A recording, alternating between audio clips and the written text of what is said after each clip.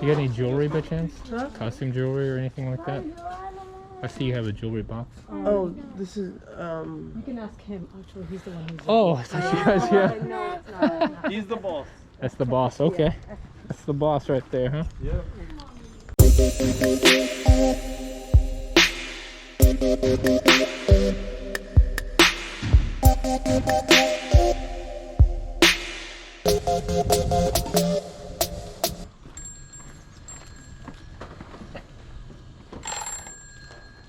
This is a boring toy. Grande.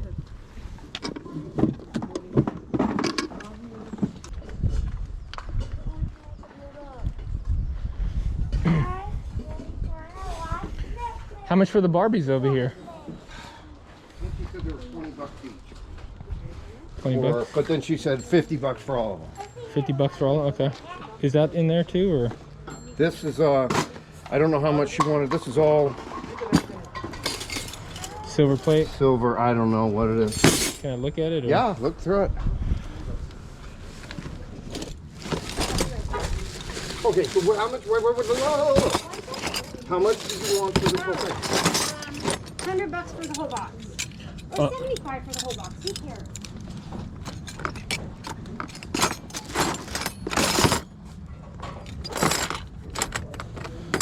I'm just looking for a little certain.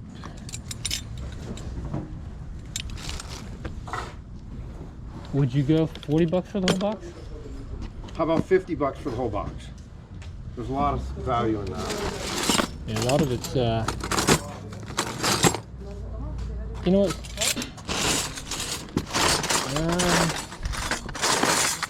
A lot of it's plated, that's the thing.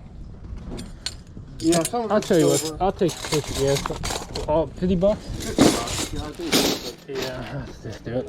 I'll leave it aside. Okay. How much are the Barbies? Those are 20 bucks each, or she said she'd sell all of them for 50 bucks. Those are traffic ones, huh? I'm gonna leave it there. Yeah, that's fine. What's that? Yeah, I think these are worth, she Googled them, they're worth. Is this all the jewelry you guys have, or? Uh-huh, that's it. Okay.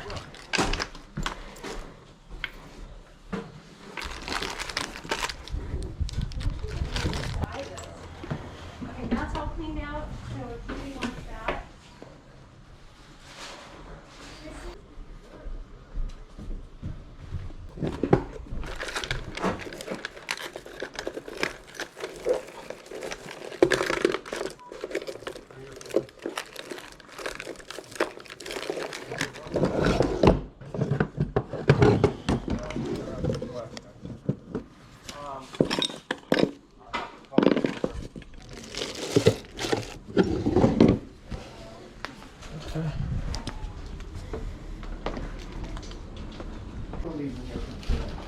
You know why? Because then I have a vacant spot. Okay, thank you. How do you do this?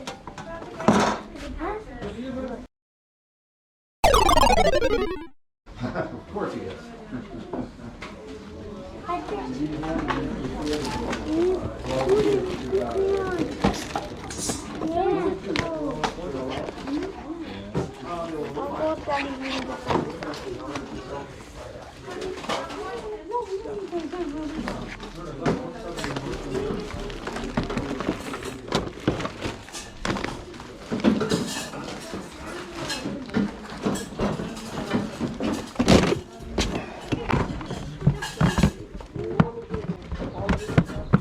Hey, how much you want for this stuff right here? jewelry box and then those drawers. 10 bucks. 10 bucks. All right.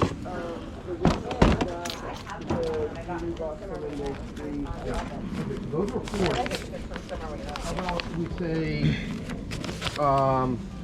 Thank you, sir. Thank you. Appreciate it.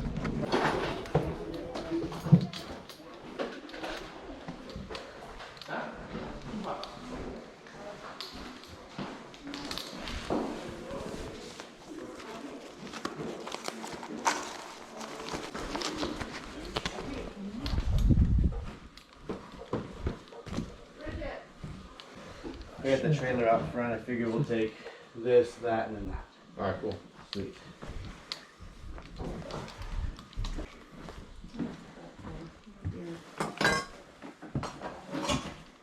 Over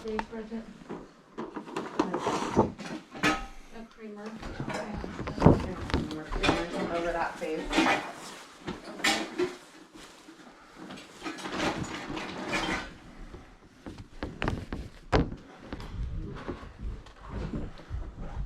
That's cool.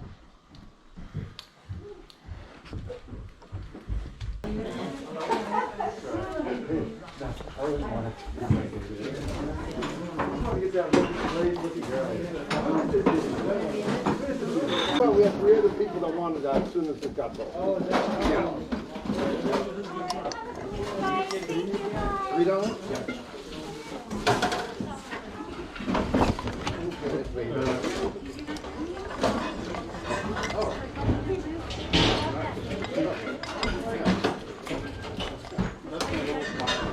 Oh, okay. Okay, so yeah, you're gonna still shop? Yes, Okay. I'm gonna. So all of this stuff right here? I paid for those, but this is not. I haven't paid. Okay, yet. gotcha. How much for this? Actually, this was, I bought that video game. Yeah, so I think- that goes with it. Yeah, So I don't know, another $2. $2, okay. That is. I know that's mine. Oh, that's it. Okay. That's what I thought. $5. $5. Here you go, my friend. How about 4? Thank you.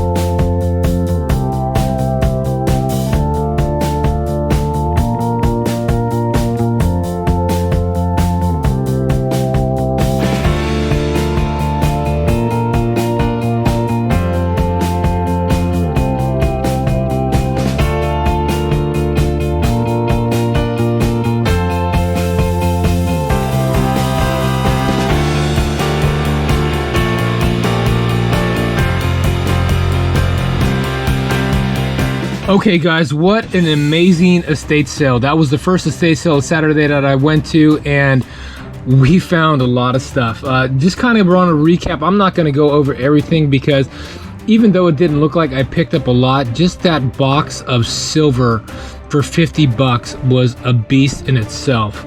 Just a couple things to highlight is this Wii Sports. When I opened it up, it was empty. No disc was included, so this was a loss. But I did pick up that whole lot of Wii games and accessories for $10, which was a great deal.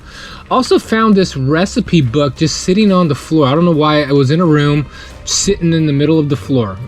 No idea why. It was kind of odd, but I did pick it up.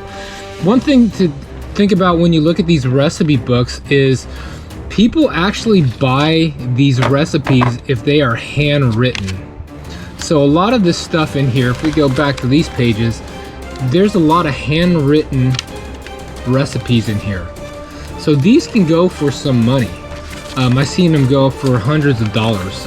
Actually, I listed this for about $100 just because there's a lot of loose handwritten recipes, and some of it's amazing. Looking at potato cake.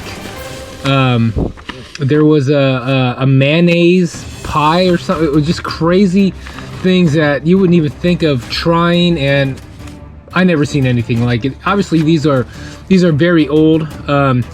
There's cutouts on obviously boxes, flour boxes, peanut butter chocolate chip cake, chocolate chip swirl cake, pineapple, can't read that, small mini marshmallows. It's just crazy.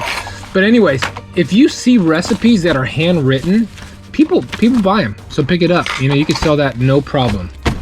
But one thing I wanted to focus on was all of that silverware that I purchased for $50. I couldn't believe that they sold that whole lot to me for $50. Originally the lady came and said she wanted 100. Then she said, you know what, let me 75. I'll take 75. I was looking at it and I was coming across, I saw a lot of plated, and then I saw a lot of EPSN or EPNS is basically electroplated nickel silver. It'll still sell, but the main things you want to look out for is 925, 830S, and sterling. So I picked up a spoon, a huge spoon that was sterling silver. Right when he said 50 bucks, I was gonna negotiate and try to talk him down to 40, but when I picked up that spoon, I said, forget it. For 50 bucks, that spoon is well worth over 50 bucks. And when I came home, there was more amazing finds in that bucket, which is crazy. So just to kind of go over of how to look for silver when you go into estate sales, the main thing you wanna look for is, what does the actual stamping say on the silverware? Does it say EPNS, which is electroplated nickel silver? If it is, it's not true sterling silver, so it will sell, but I usually don't pick that up because it's very common. It doesn't sell for much. Also, is it silver plated? If it's silver plated, it's just a layer of silver over metal. It's not really contains a lot of silver. It's just basically an overlay. Also, when you want to look at, basically what you want to look at is on the back, does it say, and it's going to be hard to see with this camera, 830. This one says 830. This is another 830S. This is sterling. This is 830 sterling. All this right here, 830 and sterling.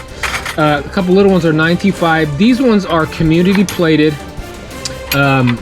stainless steel, EPNS, and it's what you don't want. So when you're looking through silverware, even jewelry, make sure it says 925 sterling. Anything that's plated is, you can still sell it, but it's not worth anything. Another way you could test it too is if it sticks to a magnet, pass on it. Unless it's, you want to deal with it, go ahead. But let me show you some of these amazing finds. Look at this. This is Shepler and Sons. I think that's how they pronounce it. I could be pronouncing it wrong. This is pure silver. This is a sterling silver thongs. It is really cool. This thing is worth some money. Again, I paid 50 bucks for that whole lot. I feel bad because I don't even think they knew what they had. But actually, another thing too, I was going to show you with these gold things. These are actually, I think they're gold plated over 925. So it's silver with a layer of gold, which is kind of cool. So with this right here, this weighs 74 grams. Now silver just under $1. So this in scrap is $74, but you're not going to scrap this. This is something you could sell online. You know, you find the right buyer, they'll give you a few $100s for this. This thing is really cool. But when I was picking through that bucket, I found all of these guys right here. And this was the spoon right here that I saw. When we were talking, this guy popped in right here. Look at that. And it says sterling on the back. PAT sterling, patented sterling. So this guy weighs 104 grams. Now scrap, 100 bucks, but you're not gonna sell this for 100 bucks. Also, it has a monogram on there. It's just a stamping. Usually their initials. People when they buy it, used to buy silver, they'd have the initial on here. Now some people say that the monogram either brings up the value, lowers the value. If you don't want the monogram, if you think it's going to lower the value of silver, you can actually rub this out. It'll take some time. There's videos on YouTube to show you how to rub it out, but this alone, that pays for the whole box and more. And all of this stuff in here, there's more. It's crazy. This is all sterling silver. I think I had over 20 or 30 ounces, maybe more. This is 476 grams, 500 grams.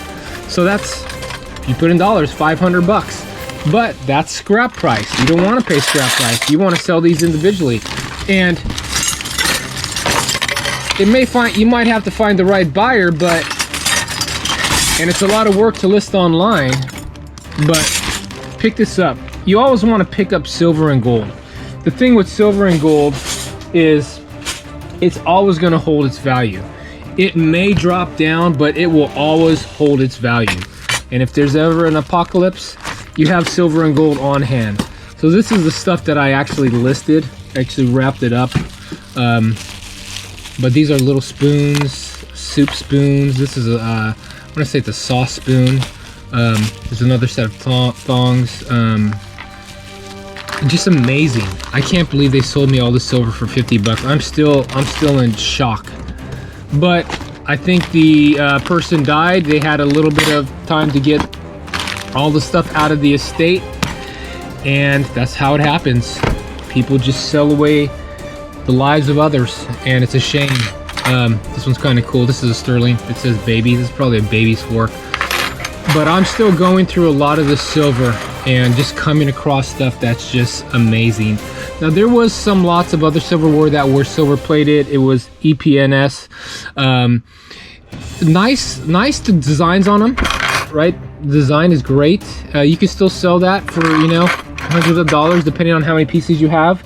But another thing I want you to look for is when you're looking for silver, you look for 830S, 925, and sterling.